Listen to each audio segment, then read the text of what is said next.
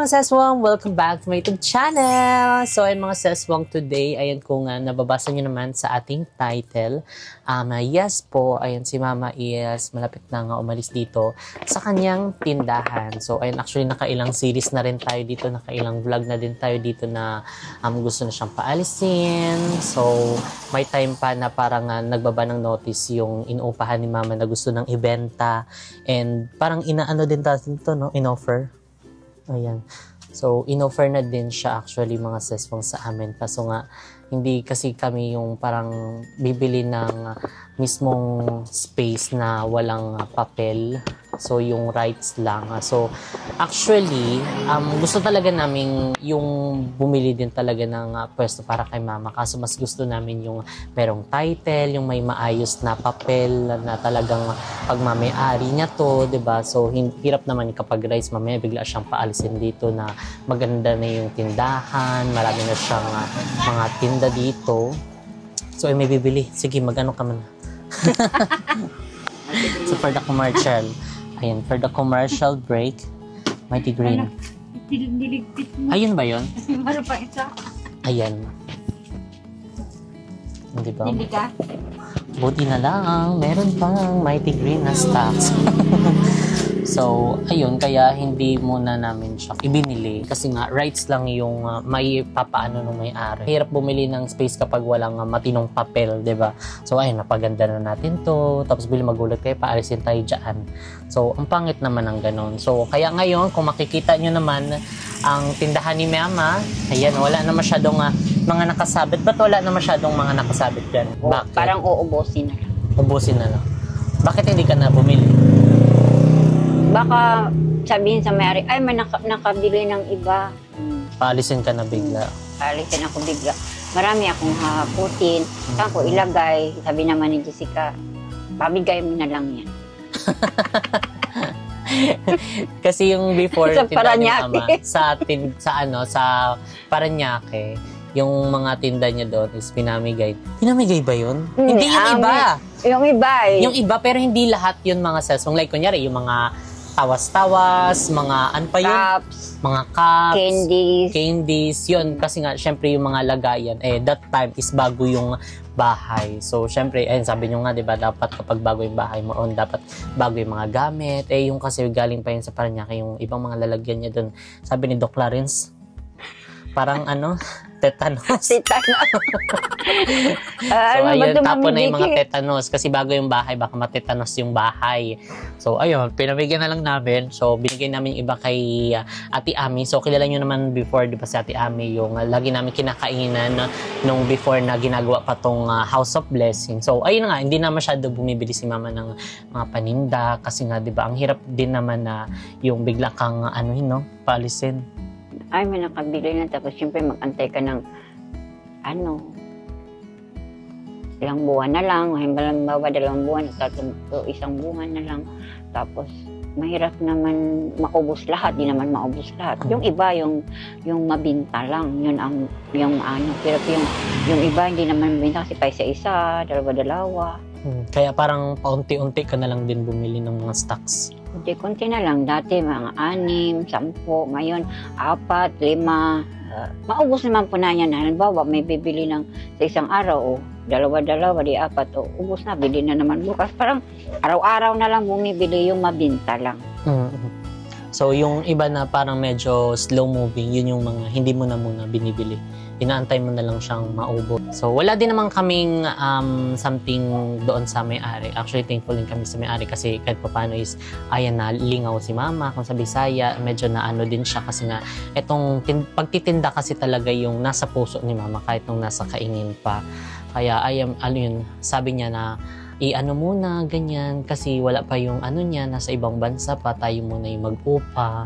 Tapos kinausap ko naman yan si Mama ng mabuti, hindi ka ba niya paalisin bigla? Sinabi ko na yan actually sa kanya, sabi, paano kapag umuwi na? O paano yung mga tindahan mo? Sabi, hindi naman yan basta magpaalis agad, ganyan.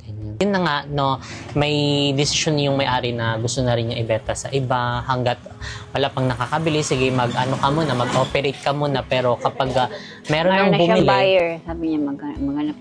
Una talaga sa amin niya ino-offer kasi alam niya sigurado daw na Halimbawa, baka sa iba installment o ilang games. Ayaw naman ni Jessica kasi yun na nga, baka bigla daw kami paalisin sa may-ari ng lupa.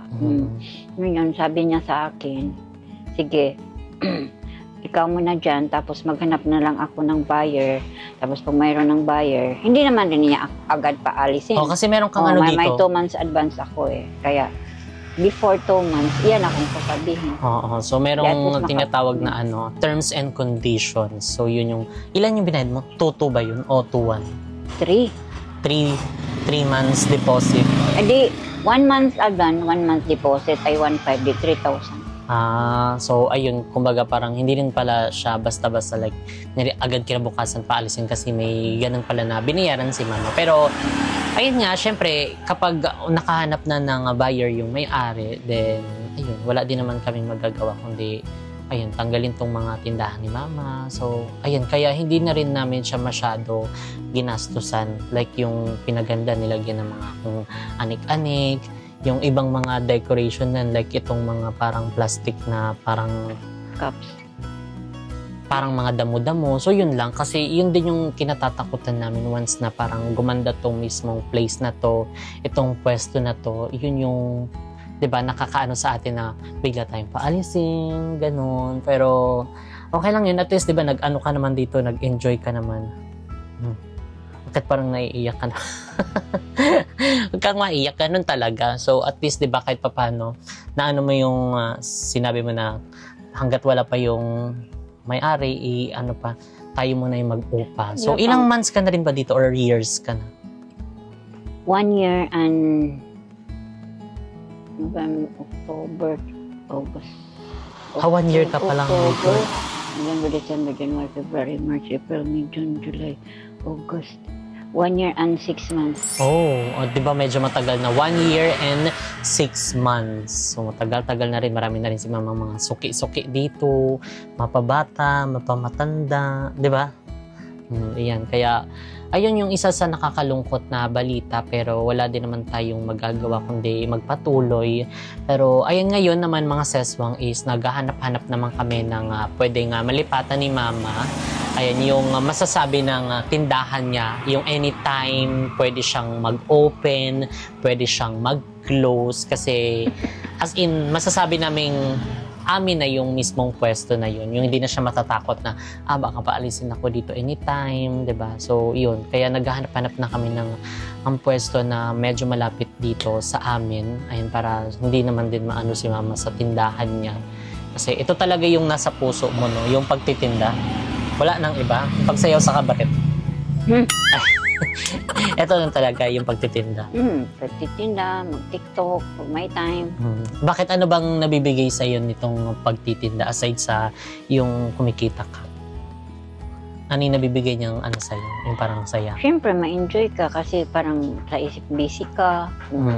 Bibilang ka, nag-inventory, tapos sa gabi, nagbibilang ng benta mo, mga barya. O, tapos, isa yun sa mga ini-enjoy mo. Barya lang, bilang mo, babalotin. Yung mga nakaganito. Tagpipiso. Ayan, yung mga nakaganyan, di ba? Magkano to isang ganito? 20? 30. Ito, 100. Tag 5. Tag 5. So, ayan. Busy si mama, di ba? So, yun nga. Talagang masasabi namin nag-enjoy si mama sa pagtitinda. Kaya, isa ito sa dapat na hindi mawala. Kaya, hanggat hindi pa siya pinapaalis dito sa mismong pinagtitindahan niya for the meantime, ay naghahanap-hanap na rin kami ng pwestong pwede niyang pag-transferan ng mga paninda niya, yung anytime pwede siyang, kahit, alam mo yun, minsan hindi siya makauwi, pwede siyang safe matulog doon, di ba? Pero, ayun, hindi naman din kami nagmamadali, pero ginagawa din namin yung best namin para kahit papaano maghanap-hanap, mag-ikot-ikot na pwedeng pagtindahan niya. Diba? Diyan, wala na saan? Mahal yan. Mismong house and lot yan. Parang may sampayan naman yan. Pag-ibig yan. Pag-ibig. So, mayroon kasi dito, ina-eye din si mama, yung tapat lang nitong tindahan. Kaso, medyo magulo ata yung papel yan. Kasi sabi ng isa, parang ang mahal. Parang mas mahal pa dun sa House of Blessing. Wala naman dyan. May kasi. Oo nga. Yung tatay lang, di naman alam yan. Pero, pag, yung sunod, yung sabi nila Alpha Mart daw, wala na. Kakwentuhan daw ni Papa yung isa dito sa tindahan dito sa amin. So, yun din kasi yung isa sa kinagandahan ng may tindahan si Mama na malapit sa amin kasi kahit paano napupunta-puntahan niya kasi nga siya din nagpapakain sa mga aso namin, ay nag-aalaga. So, mas okay na yung, actually accessible talaga itong tindahan kaso wala din naman kaming magagawa. Diba, ayaw naman namin bumili ng walang mismong titulo. So, parang magkano to? 30? 50? 35. Ayun, 35, diba? So, Yung una 40, tapos sabi niya, sige 35 na lang. Pero hindi man na siya nag-presyo yan. Pero kung may title siguro, pwede natin siyang bilhin. Pero kung sabihin mong rights lang, medyo mahirap kasi wala tayong, kumbaga, panlaban. Rights lang daw talaga. Yung mismong sinabi na, paalisin tayo dito. Bakit wala naman kayong papel na? Meron kami rights lang. O rights lang yun. Paano kapag meron silang pinakitang titulo aside sa di ba? Talo tayo kasi rights lang naman yung meron tayo. So, ayun. Pero, ayun, kaysa tumigil, ayan, padayon, magpatuloy, ganun talaga ang life, part yan ng buhay. Pero, ganun pa man, ayan, sana is makahanap kami ng pwesto bagong pwesto ni Mama Vicky sa kanyang sari-sari store. Ayan, hindi na siya mamaypay kasi pinatay yung electric fan kasi maririnig sa mic. Init. Ayun, yun nga din, kaya di rin kami masyado talaga nag-invest dito sa, ni Mama, sa renovation ng tindahan niya. Kasi nga, diba, yun, baka parisin kami. But anyway, ganun pa yun.